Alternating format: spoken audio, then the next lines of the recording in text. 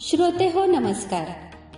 आपण रोजच्या बोलण्यात असंख्य शब्द वापरतो, पण कधी आपण विचार केला आहे का की हे शब्द नेमके कुठून आले, त्यांच्या मागे कोणती कथा दडलेली आहे? चला तर मग ऐकूया. श्री सुरेश शामराव ठाकूर लिखित शब्दांच्या पलीकडले या आगळ्या वेगळ्या पुस्तकाचा शब्द प्रवास.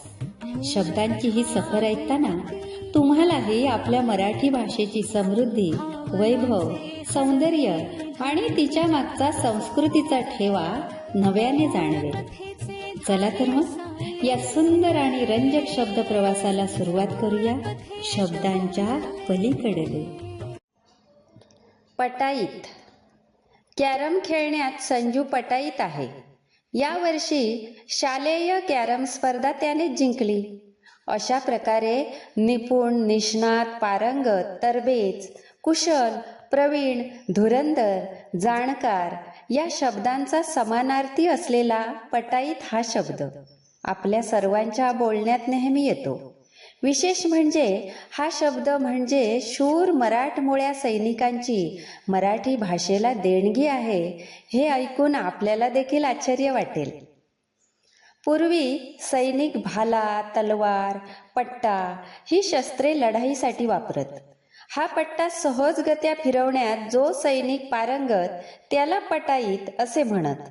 यावरून कोणत्याही कलेत प्रावीण्य प्राप्त करणाऱ्याला पटाईत असे म्हणू लागले. याशिवाय पटू हा संस्कृत शब्द पटाईतचा जुळा भाऊ आहे.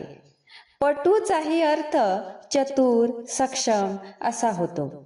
उदाहरणार्थ वाक्पटू संभाषणात हुशार, संसदपटू संसदेत आपले विचार अभ्यासपूर्ण मांडणारे, क्रीडापटू खेळण्यात पटाईत असे देखील शब्द मराठी भाषेत येतात. यात पटू आणि पटाईत हे शब्द एकाच अर्थाने आपण मराठी भाषेत वापरतो आणि नकळत अभिजात मराठी बोलण्यात पटाईत होतो. त्यामुळे रणांगणावरील त्या शूर सैनिकांचेही या अनोख्या अक्षरदानाबद्दल आपण ऋणी राहिले पाहिजे. मित्र हो, शब्दांचा प्रवास कधीच थांबत नाही, कारण शब्दांच्या पलीकडेही एक सुंदर जग दडलेले असते. पुन्हा भेटू अशाच एका नवीन शब्द प्रवासासह.